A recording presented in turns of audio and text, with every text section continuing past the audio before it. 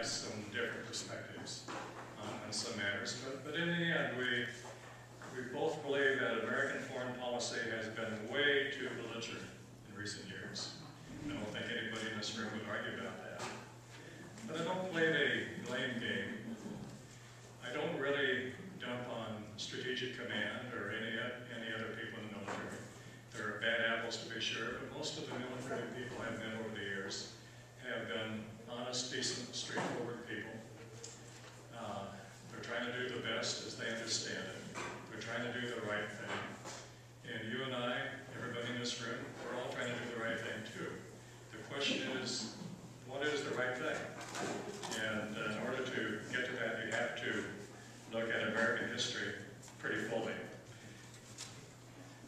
I'm going to do a little personal history. In the mid-1950s, I lived in Tucson, Arizona. I was in high school at that point.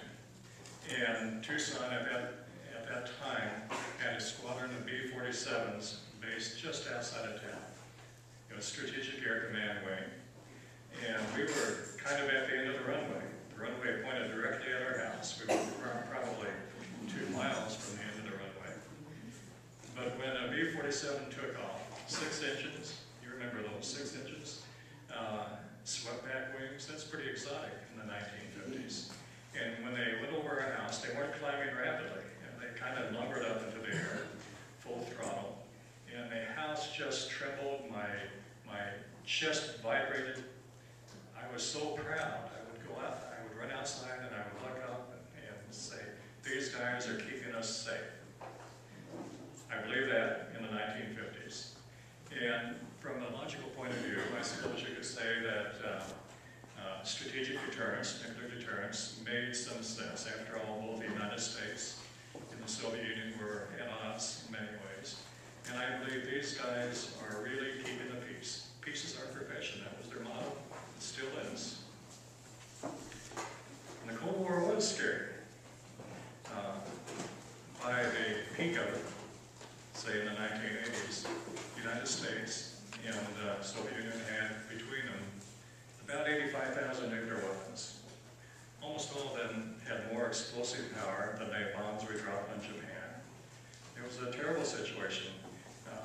You remember MAD, mutual assured destruction. That was the idea that if you kill me, I'll kill you. I mean, that was, in sum, that was it. It was a mad system. It was a pretty scary time. And SAC, of course, was in the middle of it. But SAC stood down in the early 1990s. And stood down as military speak. My wife says, I should explain these military terms.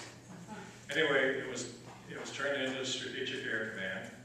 And what that meant in the beginning was that the nuclear mission of the Air Force was combined with a nuclear mission of the Navy.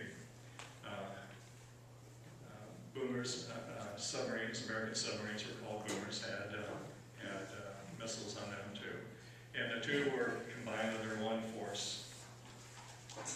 But their main game was still deterrence. And I won't get into what deterrence meant at this point. We all have our own feelings about nuclear deterrence. But that remained the main mission. But after the fall of the Soviet Union, nuclear deterrence began to seem like something very much on the back burner. There was no longer an existential threat to the United States. Both countries still had nuclear weapons ready to go, but the posturing had ended to a great degree. And the mission of STRATCOM seemed to be on the back burner. In military terms, economic terms for that matter, it's called a wasting asset.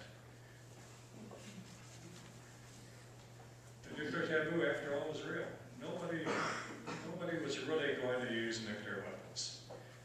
We used them in 1945, and there have been chances, I shouldn't put it that way, but there have been times when nuclear weapons were again considered as a viable option in one crisis or another. But no president ever really considered using nuclear weapons. There were presidents who talked about it as a way of bluffing to some degree, but no president really Truman swore he would never again use nuclear weapons, and during the Korean War, as you may know, General MacArthur wanted to use up to 30 nuclear weapons against China in order to halt that war and to end the communist regime in China. And that's one big reason that he was fired. Truman said, "We're not going to have any of that. You're gone." The Soviets had the same attitude.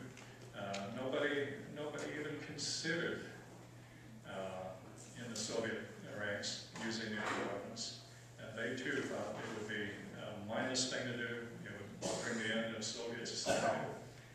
They did consider it briefly in a skirmish with China, but that was only a brief consideration. So nuclear weapons were a thing of the past. I don't know why you still have them. I'm a nuclear abolitionist, but that's another talk. But they were a thing of the past. Now, Stratcom had to do something, and I can't get into the machinations of Stratcom. I think Lauren could probably do it better than I. But the end product was they developed other missions, or they, should I say, grabbed on to other missions. At any rate, they acquired space. There had been something called Space Command in the Air Force, and Space Command was wrapped into Stratcom. And all of a sudden, Stratcom was responsible for running the nation's satellites and executing American space policy. Now, space policy is a strange thing. It's partly paper, it's partly actions, it's partly hardware. It's pretty hard to define exactly what space policy was. But the system that developed in the 1990s, not the system, but the space policy of the United States was called full spectrum dominance. It was part of an overall defense policy, full spectrum dominance. You have to have a tenure, I think, to coin a phrase like that, because it does sound like the United States is intent on running the world, full spectrum dominance. But that was the phrase most commonly used throughout the 90s, which I remind you was during the Clinton years. And space was at the center of that. Space was useful for gathering intelligence, surveilling the actions of other countries, doing reconnaissance for battlefield work. It was useful for communications. It was useful for global positioning. The kinds of precision weapons that were developed in the 1980s and 90s and today depend largely on global positioning satellites and communication satellites and all kinds of satellites that look down to see what's going on.